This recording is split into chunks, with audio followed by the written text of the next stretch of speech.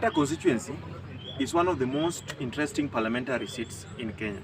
Why am I saying that Langata is interesting? Langata was once represented by Joseph Murumbi. Joseph Murumbi is the former Vice President of the Republic of Kenya and the second Vice President, for those people who have not gone through the history.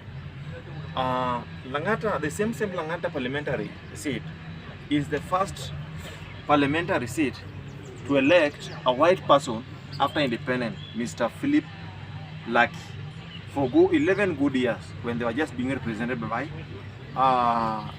Philip Lucky. At the same time, Langata parliamentary seat was once represented by Right Honorable Raila Amolo Odinga. Raila Amolo Odinga was there for more than 20 years, since 1992 to 2013, when people were heading to 2013 general election, when the new constitution was, 2010 constitution was ushered in. Langata parliamentary seat again is one of the seats that the words inside the Langata is Karen. Karen is the home of most of our leaders. Right Honorable Raila Amolo Odinga is living in Karen. Mheshimiwa Daktari William Samoei Ruto is in Karen. Mudavadi is in Karen. He's also presidential candidate. Mr. Honorable Kalonzo Musyoka is also living in Karen. That's how special Langata parliamentary is. In 2013, Langata was divided into two by the IEBC. One was Langata remained, and then Kibera was splitted over the other side. In Kibra, Ken Okoth, the late Ken Okoth, won the seat. But in Langata, Joash Olum was elected with ODM ticket. Mr. Nick Korir was also in the race against Joash Olum, but with a URP ticket. In 2017, Nixon Korir lost in 2013. Now he came back in 2013 with the Jubilee ticket, meaning that the Jubilee and the TNA and URP joined to form a Jubilee party. Having that in mind now, in 2013, ODM produced a candidate by the name Oscar Omoke. Oscar Omoke lost to Nixon Korir. Nixon Korir had around 41,000 votes, while Omoke had around 39,000 votes. The difference was around 1,400 votes. Factors say that, being that the NASA partner, all the NASA partner produced candidates in that parliamentary seat, that one facilitated that failure. Now, my main point of interest is that who is going to be the Langata MP come 2022, this special seat. If you're new to this channel, please, if you're watching for the first time, if you're just getting into this journey, make an effort of clicking the subscribers button, like the video and share the video so that we can walk this journey together. Thank you, and thank you very much. Felix Odiwuor Otuchi, aka Jalango, has shown his interest in becoming the next MP of Langata constituency. So in this video today, I'm going to critically analyze chances of Jalango or Felix Odiwuor becoming and reclaiming this special parliamentary seat. How is Jalango, and what are the chances of Jalango becoming the next MP of Langata? My first point, Jalango is a radio personality and a comedian. As you all know, that most Kenyans, if they know you as a radio personality, if they know you as a presenter, if they know you as a comedian, they'll always take that in terms of voting. They'll always go for that. And they'll always vote you because they've always been seeing you in the screen. So this one is going to give Jalango a mileage. As you saw the other time, Jaguar was elected because he was a musician. Gichopevu was elected because he was a journalist. Samboja was elected because he was a journalist. So Jalango has this chance of reclaiming this seat. and taking this seat from Generali in the next coming election, because he is a media personality, he is someone who is known by very many people for that.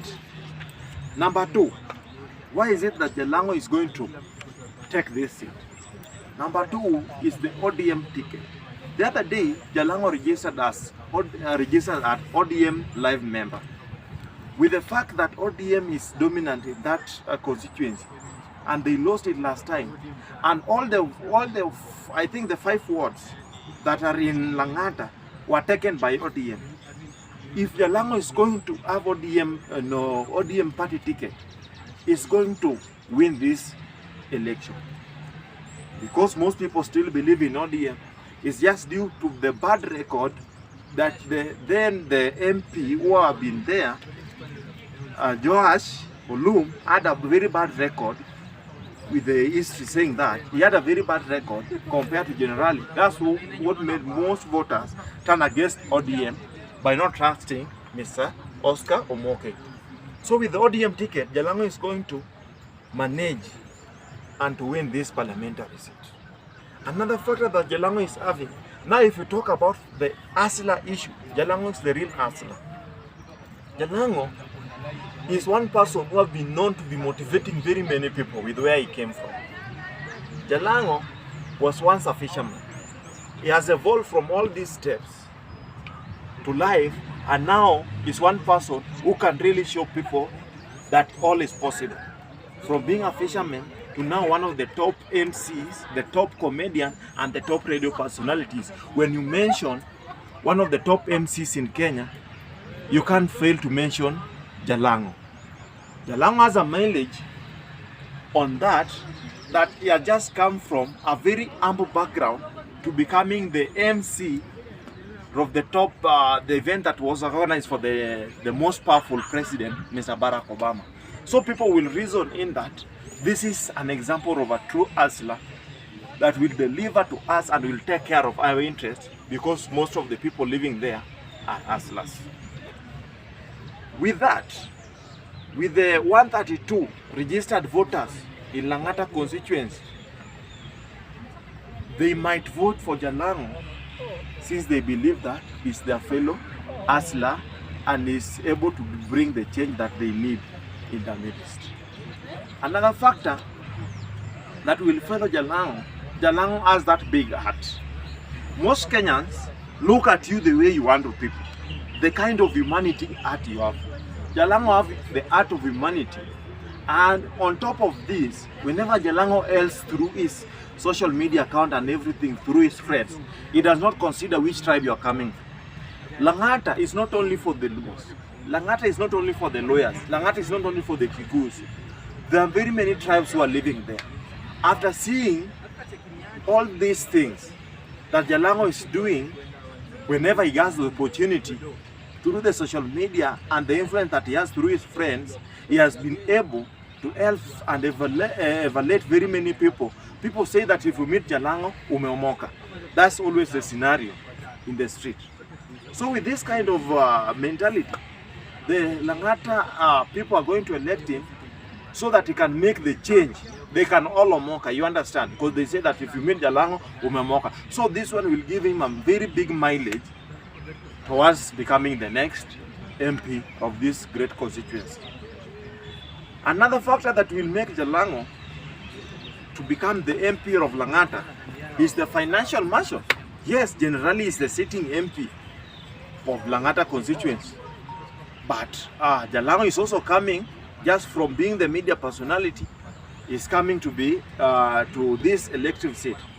Does Jalango has the financial marshal to match Nixon Korir, who has been the MP now for 5 years there and is from the Asla narrative, Asla nation? Will he manage? From my view, financially Jalango is also well off. He's not someone who will beg for help. He has made enough money. He has his money. And the other time, when he was talking about the budget, he was talking about 50 million budget, and was asked that, how will you fund this and will you get the return? But he's saying that his interest is in serving people, not the money that he's going to spend there. So with this factor considered, Jalango is going to have a very upper hand in reclaiming this seat that was previously lost by ODM back to where it belongs to. This has been a very great analysis, and as we are looking at the great constituency that was formerly represented by Right Honorable Raila Amolo Odinga, and I hope that you have enjoyed the video.